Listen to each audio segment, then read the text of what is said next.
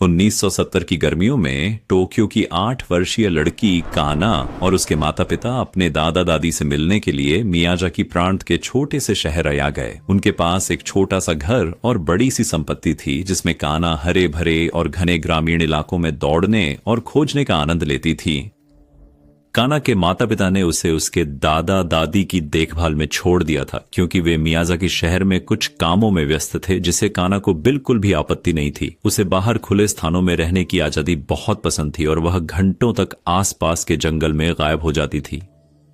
यह उसके माता पिता के जाने के दूसरे दिन था जब काना का पहली बार दुर्भाग्यपूर्ण सामना हाचिशाकु सामा 8 फुट लंबी महिला से हुआ। काना जंगल के किनारे पर ही थी, खुशी खुशी पत्थर इकट्ठा कर रही थी ताकि उन्हें स्मृति चिन्ह के रूप में वापस ले जा सके, जब उसने एक परेशान करने वाली आवाज ओ खींचो खींचो खींचो, ये गहरी मर्दाना आवाज में फुसफुसाया।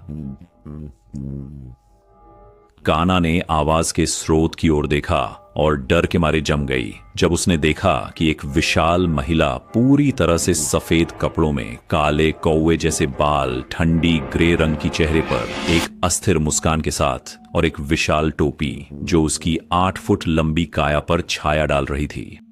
काना और उस महिला की नजरें कुछ पल के लिए मिली जब काना ने आवाज निकालने की कोशिश की, लेकिन वह मुश्किल से सांस ले पा रही थी। आवाज निकालना तो दूर की बात थी। फिर वह महिला पीछे हट गई और उसके पीछे के जंगल की अंधेरी छायाओं में गायब हो गई। काना अपने पैरों को ठीक से चलाने के लिए संघर्ष करते हुए तुरंत फार्म हाउस की ओर भागी और अपनी दादी को बताया कि उसने क्या देखा था। जैसे ही काना की कहानी सही तरीके से सुनाई गई और स्थिति की गंभीरता समझ में आई, उसकी दादी का व्यवहार तुरंत गंभीरता से उसने काना को बाहों से पकड़ा और जानना चाहा कि उसने ठीक ठीक क्या देखा और सुना था। जैसे ही काना ने समझाया, उसकी दादी रोने लगी। दादी ने जल्दी से अपने पति को जो हुआ था बताया, जो सदमे में फोन की ओर दौड़े और काना के माता पिता से संपर्क करने की कोशिश की। वे अपने होटल में नहीं थे, इसलिए कंसीयर्स के पास एक संदेश छोड़ दिया गया। काना अब डरी और उलझन में ने पूछा कि क्या हो रहा है और क्यों हर कोई इतनी घबराहट में लग रहा है। उसके दादा ने उसे बैठाया और उसकी आंखों में गहराई से देखा। ध्यान से सुनो काना, उन्होंने शुरू किया।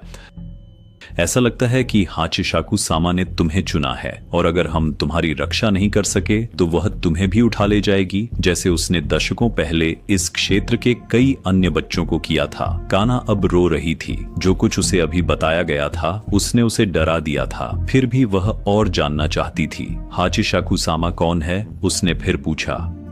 उसके दादा ने समझाना जारी रखा। कोई नहीं जानता कि उसकी उत्पत्ति क्या है, उन्होंने कहा। बस इतना पता है कि यह 8 फुट की महिला अपने शिकारों को चुनती है, उनके पास चुपचाप जाकर फिर पो पो पो पो की आवाज करते हुए पीछे हट जाती है। कुछ ही दिनों में वह व्यक्ति गायब हो जाएगा। कहा जाता है कि उसे कुछ स्थानीय भिक्षुओं ने पकड़ लिया था, जिन्होंने उसे एक पुराने मंदिर में कैद कर दिया था और खंडहरों के उत्तर, दक्षिण, पूर्व और पश्चिम बिंदुओं पर एक जिजो प्रतिमा रख दी थी। हालांकि ऐसा प्रतीत होता है कि किसी तरह हाचिशाकु सामा भाग गई है। फिर काना को घर के सबसे सुरक्षित कमरे में ले जाया गया। खिड़कियों पर तख्ते लगे हुए थे और कमरे के हर कोने में शुद्ध नमक के छोटे कटोरे रखे गए थे। तुम्हें इस कमरे से बाहर नहीं जाना है, किसी भी हालत में नहीं, उसकी दादी ने सख्ती से निर्देश दिया। काना की आवाज कांप गई। जब तक तुम्हारे माता पिता तुम्हें घर ले जाने के लिए नहीं आते, उसने जवाब दिया। तो मैं सुरक्षित रहूंगी? काना ने पूछा। हाँ, उसकी दादी ने गहरी सांस लेते हुए कहा और उनकी नजरें फर्श पर टिक गईं। तब तुम सुरक्षित रहोगी, लेकिन तुम कभी भी मियाजाकी वापस नहीं जा सकती। काना रोने लगी जब उसकी दादी कमरे से बाहर चली गईं। मुझे छोड़कर मत जाओ, उसने रोते हुए कहा। उसकी दादी ने समझाया कि वह कमरे के अंदर नहीं रह सकती और काना को यह सुनिश्चित करने के लिए कहा कि दरवाजा बंद होने पर उसे लॉक कर दे। रात देहात पर छा गई और काना अकेली और ठंड में हल्की रोशनी वाले कमरे में चुपचाप रो रही थी, यह सोचते हुए कि उसके माता पिता उसे घर ले जाने के लिए कब लौटेंगे। ठंडी रात में कई घंटे बीतने के बाद उसने अपने दादा को उसे पुकारते हुए सुना। काना, तुम ठीक हो? अगर तुम डरी हुई हो तो मैं अंदर आ सकता हूं तुम्हारे साथ रहने के लिए। तुम्हें अकेले रहने की जरूरत नहीं है, दरवाजा खोलो, उन्होंने कहा। काना उछलकर दरवाजे की ओर बढ़ी उसे खोलने के लिए, लेकिन जैसे ही वह पास पहुंची उसे एक ठंडी सिहरन महसूस हुई और उसे एहसास हुआ कि कुछ गड़बड़ है। उसके दादा की आवाज कुछ अलग थी ना, दरवाजा खोलो, उसके दादा ने फिर से कहा। अब सुरक्षित है। काना ने अपनी तरफ देखा और उसने देखा कि कटोरे में रखा नमक धीरे धीरे काला हो रहा था। जैसे उसने आवाज सुनी, उसने दरवाजे के दूसरी तरफ से पॉम पॉम पॉम पॉम की आवाज सुनी। वह कमरे के बीच में पीछे हट गई और पूरी रात बेकाबू होकर रोती रही। अंततः सुबह हो गई।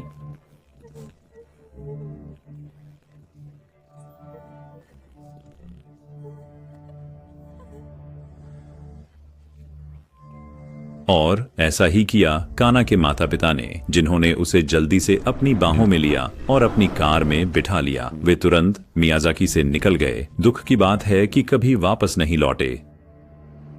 टोक्यो लौटने के बाद काना अपने दादा दादी के संपर्क में रही और उसे यह अनंत दुख था कि वह कभी भी उनसे मिलने नहीं जा सकेगी और वे यात्रा करने के लिए बहुत वृद्ध थे। यह दुख और भी बढ़ गया जब कुछ वर्षों बाद उसके दादा का निधन हो गया और वह उनके अंतिम संस्कार में शामिल नहीं हो सकी। फिर बस पिछले हफ्ते काना की दादी ने उसे कुछ भयानक खबर देने के लिए फोन किया। उन्हें कैंसर का पता चला था। उनकी दादी ने फिर काना से पूछा कि क्या वह मरने से पहले उसे आखिरी बार देखने आएगी। काना उलझन में थी, लेकिन दादी उसने शुरू किया, यह सुरक्षित नहीं है। यह ठीक है, उसकी दादी ने कहा। यह सब बहुत समय पहले हुआ था। तुम अब बड़ी हो गई हो। मुझे यकीन है कि सब ठीक होगा। क्या आपको यकीन है? काना ने पूछा। मुझे यकीन है, जवाब आया।